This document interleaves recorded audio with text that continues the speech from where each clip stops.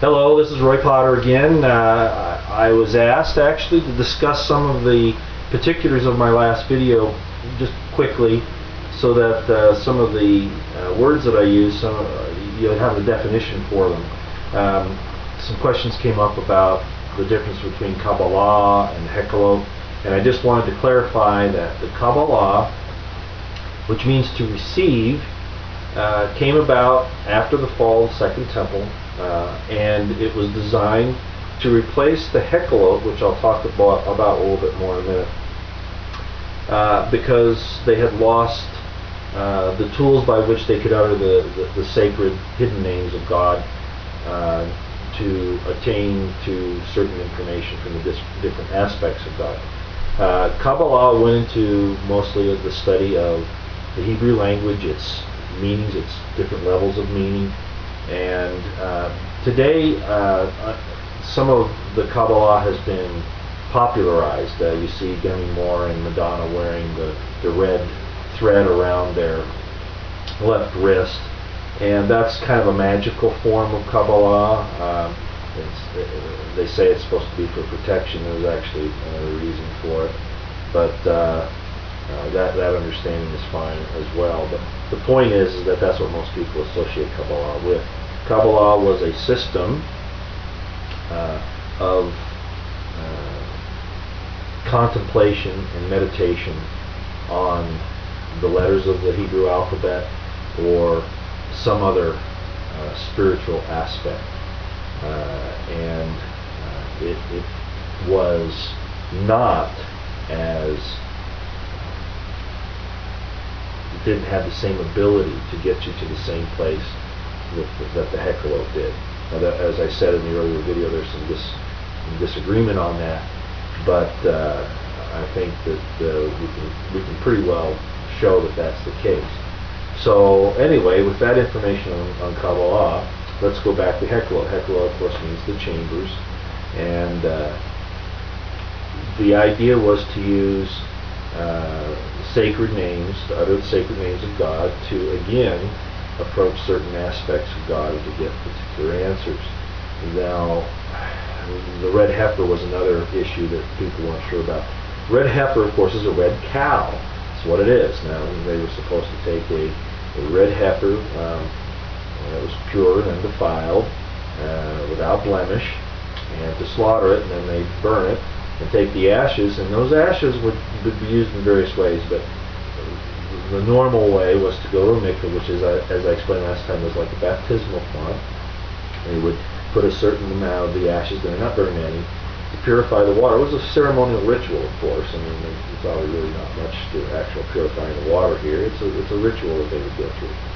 If any of you ever studied Joseph Campbell's works, you'll understand the importance of ritual and those types of things. But at any rate, then they would get into the water and immerse themselves, and like several Christian religions today, and some tribes and other peoples in the Middle East and in Africa, the idea of immersion is still very, very important.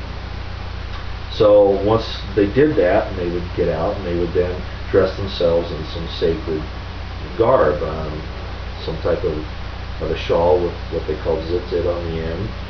Those are the little tassels, and each of the tassels, they represented the commandments, and the willingness to follow the commandments. And then they would also apply other things depending upon the period that they were in. And then they would meditate. And when you looked at the last video that I made and saw the people in the meditation chamber, there were three of them dressed in the white prayer shawls. One of them wearing tefillin, which was on the left hand and on the forehead, and then bouncing back and forth like this. And at the same time he would do that, he would utter these names, and then go into a macabre vision, get into the chariot of light, and be transported to the particular heaven that they were seeking to enter. So that's basically how that system worked, and some of the information from it. Now, the information on all those mystical systems pretty much came from the Torah and from personal study of the prophets and the mystics. And that's really the important part to know. We don't talk about the sacred names of God, and I just wanted to use some information on the one that's pretty extant today. The Tetragrammaton is what most people know it as, the YHVH, and when you go to Hey, Vah, we know what the consonants are, but we are not sure. Most people don't know what the actual vowels are that go along with that. So it's a sacred name. So like the others, we don't utter unless we're making a specific vow. In the earlier days, and even presently, amongst the Jews, the name isn't uttered at all. And in ancient times, it was only done by the high priest once a year in the Yom Kippur in the Holy of Holies. Prior to that, I think it was used much more frequently. But again, if you made a vow with any of these sacred names, you knew that you couldn't take those names in vain. In other words, you can make these promises without having an intention to keep. So that was very important. So I guess that'll do it for this time. It's amazing how fast time goes when you're trying to explain some things. I will say there were also some questions about my spiritual viewpoints and why I'm going to talk about Christianity. Eventually we'll get there. My idea on what happened in Christian origins is not orthodox, it's not traditional in any way, shape, or form. Do I hope that there was a person or many persons who were able to cross the abyss and to represent us and help those out who want to get there? Yes, I think, but I don't believe by the same token that it's free gratis in any way, shape, or form, or that there's a particular name except God Himself that gets you there. Because we have, if we're here for the experience of the experience, then there's got to be more to that than just, saying a name and being permitted to enter. There has to be something more on our parts. Do we have the ability to tap, like in the Hechalot, the greater whole? Yes, that's the idea. Both Kabbalah and Hechalot would go along with that. And a lot of thinking today in that area. And really what at least what I'm concerned with, and I would hope that most good people are concerned about, the most important thing is our relationships and do those continue. I would hope so. Won't have any proof it does, but I would hope so. And there are those who say, well, we're trying to get back to the Garden of Eden. Well, if we're trying to get back to the Garden of Eden, there was marriage there. There was the possibility of children.